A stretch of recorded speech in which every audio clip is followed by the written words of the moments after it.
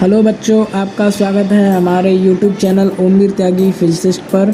यहाँ पर हमारी ओम त्यागी फिजिक्स क्लासेस चल रही है, जिसमें हम चैप्टर कवर करा रहे हैं बच्चों को। आपको बताना चाहूँगा कि अगर आपने पिछला वीडियो नहीं देखा है तो आप डिस्क्रिप्शन में जाकर जो मैंने लिंक दिए हैं उन पर आप क्लिक करके पिछला वीडियो देख सकते हैं। पार्ट 1, पार्ट 2 एंड पार्ट 3 के लिंक दे रखे हैं और आज हम ये कराने जा रहे हैं वो पार्ट 4 है।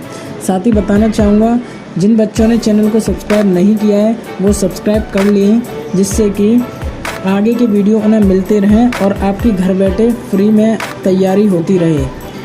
आप जानते हैं कोरोना के माहौल में इस समय ऑनलाइन स्टडी कराई जा रही है, तो आपको विदाउट कॉस्ट आपको फ्री में मिल रहा है। तो इसीलिए आप चैनल सब्सक्राइब कीजिए और साथ ही साथ अपना कोर्स पूरा कीजिए। बताइए हिंदी में क्वेश्चन अगर आ जाए कि ए वेक्टर बराबर 2i plus 3j plus 4k cap है और बी वेक्टर बराबर 3i cap plus 4j cap plus 6k cap है, तो इन दोनों का अदिश गुणन ज्ञात कीजिए। ऐसे लिख सकता है क्वेश्चन, कैसे? अदिश गुणन ज्ञात कीजिए। तो भी तुम्हें क्या पूछ लिया इसने? ए वेक्टर डॉट बी वेक्टर पूछा है, समझ गए? अदिश गुणन ज्ञात कीजिए अगर ऐसा बोल रहा है तो इसका मतलब क्या है? ए डॉट बी निकालना है। इसके बाद इसमें ये भी कह सकता है कि ए वेक्टर एवं बी वेक्टर के बीच कोण ज्ञात कीजिए। क्या ज्ञात कीजिए? कोण ज्ञात कीजिए। इस टाइप से क्वेश्चन होगा, ठीक है? तो मैंने सभी चीजें दे दी इस क्वेश्चन के अंदर। ए डॉट बी दे दिया, ए का परिमाण पूछा है, बी का परिमाण पूछा है और ए बी के बीच कोण पूछा है। तो इस क्वेश्चन से, इस वाले क्वेश्चन से, दो वेक्टर से इस टाइप के 4 क्वेश्चन बन जाते हैं, ठीक है? समझ गए होंगे? तो चारों में तुम्हें बता दूंगा, तो इस टाइप का अगर कोई भी न्यूमेरिकल होगा किताब के अंदर तो तुम आराम से कर पाओगे, ठीक है? इसीलिए न्यूमेरिकल बता रहा हूँ कि तुम लोग आज से न्यूमेरिकल करने लग जाना, क्योंकि चैप्टर कल खत्म हो जाएगा। इसलिए आज तुम जाके घर पे जाके न्यूमेरिकल करोगे, ठीक है? देखो, अब पहली बात है ए वेक्टर डॉट बी वेक्टर निकालना है। तो देखो बेटा, पहला वाला सॉल्व करते हैं। A vector dot b vector. A vector की वैल्यू कितनी है? 2i plus 3j plus 4k। इसके बाद क्या है? ए वेक्टर की वैल्यू के बाद क्या है? डॉट बी वेक्टर की value 3i plus 4j plus 6k। समझ में आ रहा है या नहीं? कैप लगा देंगे इस पर। तो बेटा यहाँ से क्या हो जाएगा? देखो, मैंने तुम्हें अभी बताया कि अगर हम i का i से गुणा करें या j का j से गुणा करें या k का k से करें तो वैल्यू आती है 1। अगर i का j से कर देंगे या j का k से कर देंगे या k का i से कर देंगे तो क्या हो जाएगा? 0 हो जाएगा। समझ गए कि नहीं? तो देखो बेटा, i का i से क्या गुणा करना है हमें, j का j से करना है, k का k से करना है, तो वैल्यू मिलेगी। और उल्टे सीधे गुणा होंगे तो वैल्यू हो जाएगी 0। क्या हो जाएगी? 0। तो हमें दूसरे गुणा करने का कोई मतलब ही नहीं बनता, सब 0 हो जाएगा। तो भैया हम करेंगे i का i से, तो 2 तिया 6। देखो 2 तिया 6 i cap dot i cap. ये बात सबकी समझ में आ गई है? Yes sir. आई 2 तिया 6 i cap dot i cap plus j का j से करेंगे, इधर 4 है इधर 3 है, 3 चौक 12 j cap dot j cap. इसके बाद k का k से 6 चौक 24 k cap dot k cap. ये सबकी समझ में आया या नहीं? Yes sir. समझ में आ गया? अब हम जानते हैं कि बेटा इनकी वैल्यू कितनी होती है? 1। तो 6 एकम 6, 12 एकम 12, 24 एकम 24। जोड़ लेंगे इसको तो कितना हो जाएगा? 6 2 8 12 42। ठीक है, 42। अब यहाँ पे कोई मात्रक नहीं दे रखा है ना, यूनिट नहीं दे रखा, तो हम यहाँ पे लिख सकते हैं मात्रक। ये आंसर आया हमारा कितना? 42 मात्रक। या हम इसकी इकाई भी लिख सकते हैं। क्या लिख सकते हैं? इकाई। ठीक है। और इंग्लिश वाले होते हैं वो बच्चे यूनिट लिखते हैं। यहाँ पर क्या लिखेंगे? यूनिट। चलो, ये बात सबकी समझ में आ गई है? नहीं? इतने आसान है ये। वैसे कितना कठिन लग रहा था, अब कुछ है यहीं पे डायरेक्ट कर सकते हो। 2 3 6 3 4 12 4 6 24 सबको जोड़ दो आंसर। बस कुछ करना पड़ा? नहीं सर। कुछ भी तो नहीं। समझ गए? इतना आसान है ये। और अगर जब बच्चों को सिखाया ही नहीं जाए आसान तरीके से तो फिर बच्चे तो छोड़ेंगे ही ना, पेपर में बच्चे छोड़ते हैं ऐसे क्वेश्चंस को, ठीक है? क्योंकि आई कैप जे कैप देखते ही हालत खराब हो जाती है, जे क्या हो गया, समझ गए? लेकिन अब तरीका तुम्हारी समझ में आ गया, तुमसे ये क्वेश्चन ऐसा कोई बचना भी नहीं चाहिए। अब बात आती है ए वेक्टर का परिमाण। ए वेक्टर का परिमाण निकालना है हमें। तो देखो बेटा सेकंड पॉइंट, ए वेक्टर का परिमाण निकालने के लिए मैं तुम्हें फॉर्मूला बता चुका हूँ, क्या? ए एक्स स्क्वायर प्लस ए वाई स्क्वायर, कल ही बताया मैंने। हाँ। सदिशों के वियोजन में ए एक्स का स्क्वायर ए वाई का स्क्वायर। अब यहाँ पर तीनों अच्छा आ रहे हैं, के भी आ रहा है, तो प्लस ए जेड का स्क्वायर, तीनों का स्क्वायर हो जाएगा। बात समझ में आ गई है? समझ गए? ए एक्स ए वाई ए जेड क्या होते हैं? ये आई जे के, इनके गुणांक होते हैं। यहाँ ए एक्स आई कैप था कल, ए वाई जे कैप था, ऐसे ए जेड के कैप होता है, समझ गए? तो ए एक्स ए वाई और ए जेड क्या है? ये गुणांक है, आई का गुणांक, जे का गुणांक, के का गुणांक, समझ गए? तो देखो बेटा अंडर रूट आई का गुणांक कितना है यहाँ पे? 2, 2 का स्क्वायर समझ जाओगे, प्लस ए वाई 3 का स्क्वायर प्लस ए जेड 4 का स्क्वायर। तो बेटा कितना हो जाएगा ये? 4 प्लस 9 प्लस 16, 16 का 29 तो बराबर हमारा क्या आ गया? रूट 29 मात्रक। बात समझ में आ गई या नहीं? बी वेक्टर का परिमाण तुम लोग मुझे निकाल के दिखाओगे?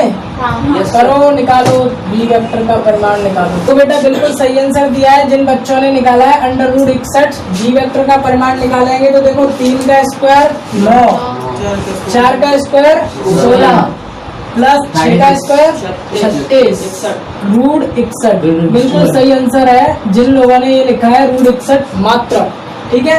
अब लास्ट क्वेश्चन आ रहा है हमारा, ए और बी के बीच कोण निकालेंगे। कोण निकालने के लिए क्या फॉर्मूला लगेगा, कोई बता सकता है? बिल्कुल सही, कल हमने क्या पढ़ाया है? चौथा पॉइंट है इसके, कोण को निकालना है। क्या निकालना है हमें? तो बेटा कोण निकालने के लिए कोई पूरा फॉर्मूला बताएगा? क्या था फॉर्मूला?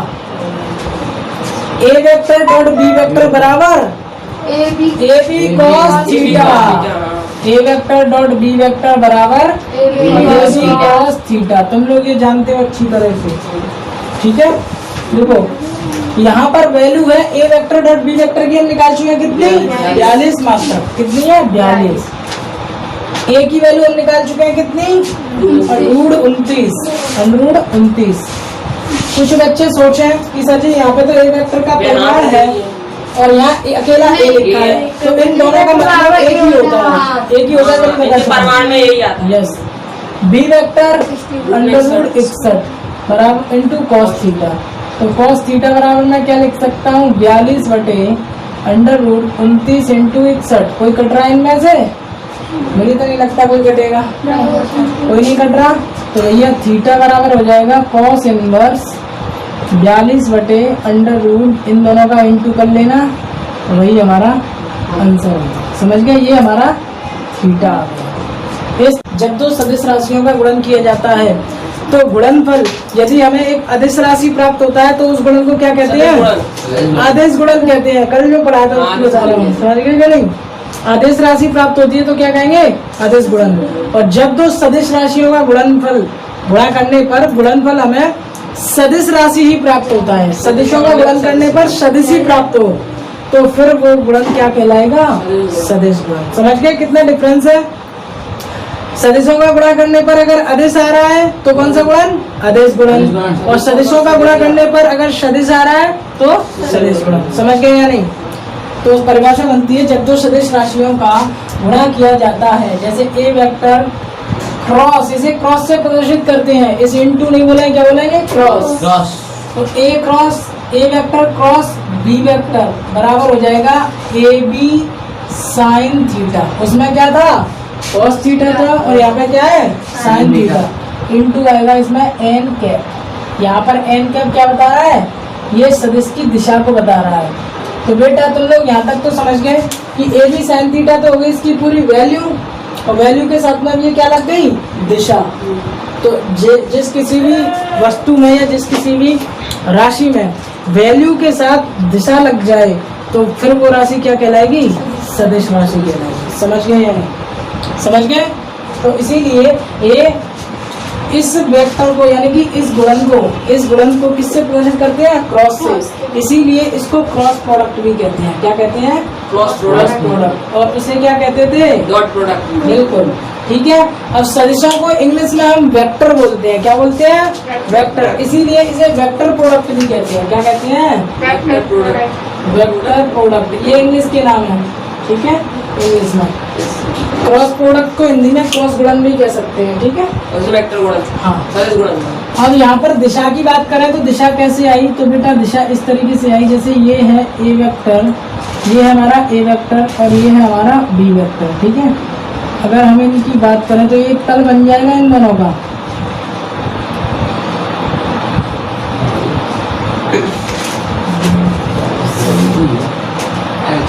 इस तरीके से ये क्या है?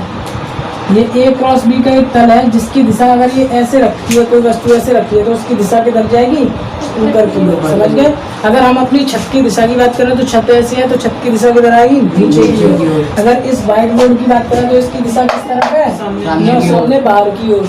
समझ गए ना? हमारे फर्श की दिशा किस तरफ है? ऊपर की ओर। इसी प्रकार से ये भी ऐसे रखा हुआ है तो इसकी दिशा भी किधर चली जाएगी? ऊपर की ओर। तो ये है हमारा ए क्रॉस बी। समझ गए?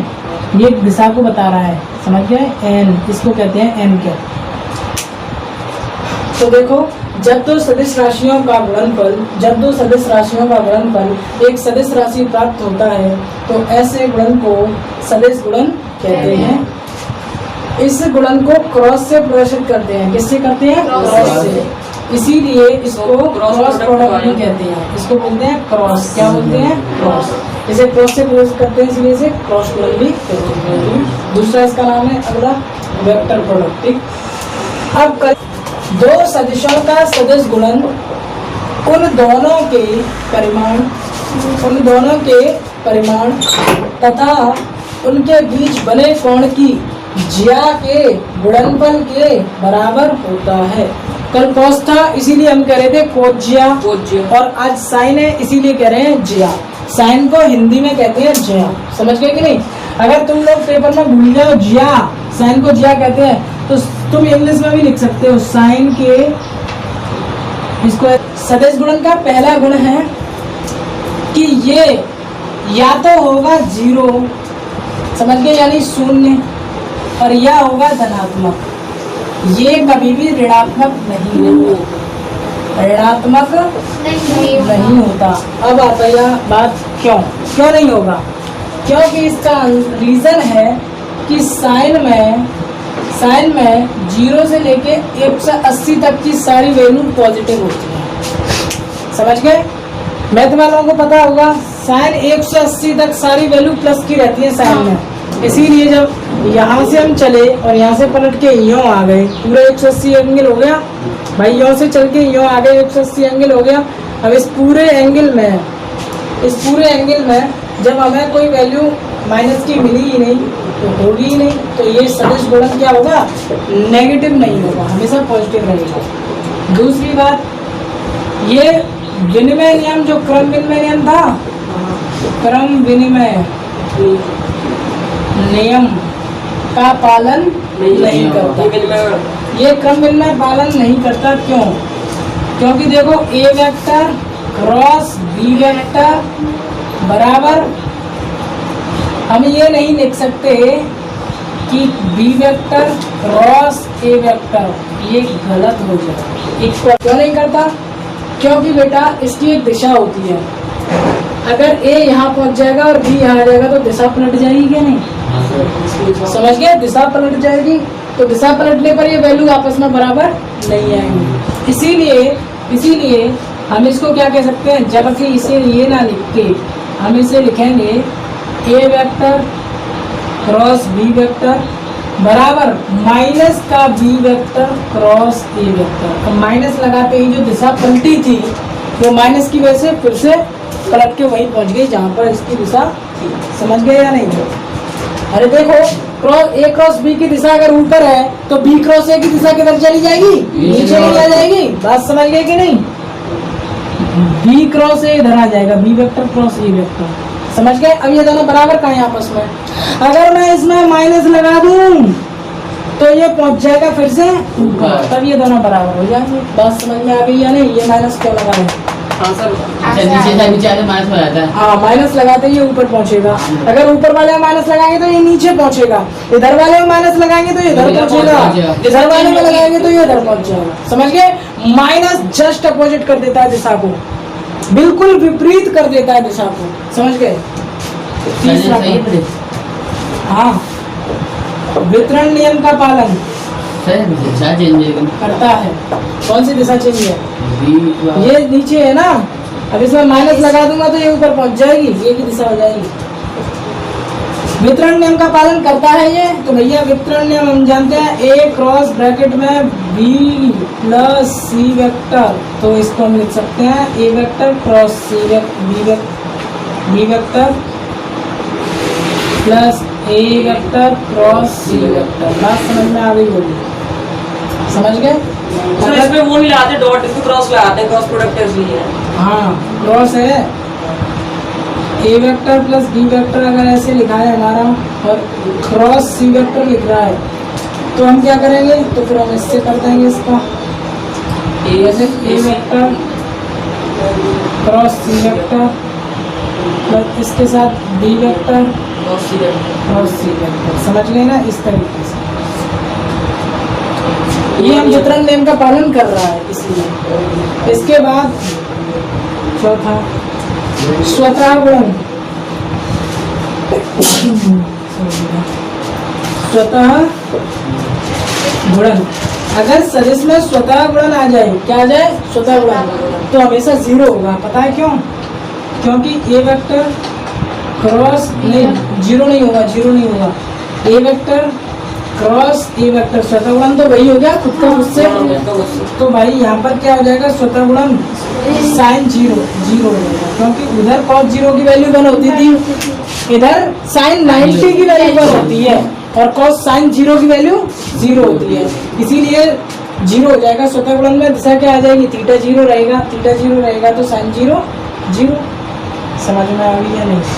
तो इसमें सर ए का गुणा ऐसे किया। हाँ, स्वतः गुणन में तो यही होता है, खुद का खुद से गुणा, ठीक है। पांचवा है लंबवत सदिशों के लिए, अगर लंबवत सदिश होंगे तो क्या होगा, ए वेक्टर क्रॉस बी वेक्टर बराबर हो जाएगा ए बी, उल्टे हैं उसकी, वहाँ पे जीरो हो रहा था, मतलब ये दोनों कंडीशन पलट गई है, क्योंकि साइन 90 आएगा और साइन 90 की वैल्यू क्या होती है 1। अभी मैंने बताया था ए वेक्टर क्रॉस बी वेक्टर बराबर होता है ए बी साइन थीटा, समझ गए कि नहीं। अब साइन में जब हम 90 रखते हैं तो क्या आ जाएगा, सीधा ए बी आएगा, और साइन में इसके लिए हम 0 रखेंगे तो क्या हो जाएगा, साइन 0। तो स्वतः गुणन का मतलब होता है कि जैसे ए वेक्टर इस तरफ है और इसका इसी से गुणा करना है, तो दूसरा ए वेक्टर भी तो यही है, तो थीटा क्या हो जाएगा 0। और यहाँ पर है कि एक वेक्टर तो ऐसे है ए, दूसरा वेक्टर ऐसे है बी, तो ये थीटा कितना हो गया 90 डिग्री हुआ कि नहीं, दो लंबवत सदिश, समझ गए। तो थीटा 90 हो जाएगा तो वैल्यू क्या हो जाएगी, साइन 90 वैल्यू 1, और ये हो जाएगा ए इंटू बी, समझ गए होंगे, ये समझ में आ गया। इसके बाद तुम्हें लंबकोणीय एकांक सदिश में संबंध बताता हूँ, जो कि बहुत इंपॉर्टेंट है हमारा इस अदिश गुणन में, सदिश गुणन में। देखो लंबकोणीय एकांक सदिश, इसमें जो संबंध होता है वो संबंध देता है। संबंध ये होता है कि इसके लिए तुम्हें कि ये सर्किल याद रखना है, सर्किल बना लिया, और सर्किल बनाने के बाद हमें करना है यहाँ पे आई जे और के। देख रहे हो मेरे एरो की दिशा बदलनी नहीं चाहिए, एरो यहाँ जा रहा है सीधे, उल्टे एरो नहीं लगा देने बीच में, नहीं तो खत्म हो जाएगी कहानी, समझ गए। तो इसमें ये रहता है बेटा कि always I cross J, I cross J बराबर, आई क्रॉस जे बराबर के, बिल्कुल के, जे के नहीं। बात समझ में आ गई या नहीं? अब हम पहुंचे जे क्रॉस के बराबर आई जे क्रॉस के बराबर आई कुछ भी तुम्हें रटाना तो नहीं पड़ेगा, समझ में आ रही है ना चीजें? तो बिल्कुल ऐसी समझ में आई है, कुछ भी रटाना नहीं पड़ेगा हमें, वरना हम रटवाते। के क्रॉस आई बराबर जी क्या जे के, बात समझ में आई? के क्रॉस आई बराबर, अगर ये उल्टे आ जाए, क्या हो जाए? उल्टे। जे क्रॉस आई, के तो देखो बेटा उल्टे हो रहे हैं अब। जे क्रॉस आई बराबर माइनस के, भाई यूं जा रहे हैं, उल्टे जा रहे हैं, तो उल्टे आ जाओ क्या? समझ गए? सब में माइनस आ जाएगा। के क्रॉस जे बराबर माइनस आई, और आई क्रॉस के बराबर माइनस का जी के। समझ गए तुम लोग? इनका यूज होने वाला है, इनका यूज होगा, ठीक है।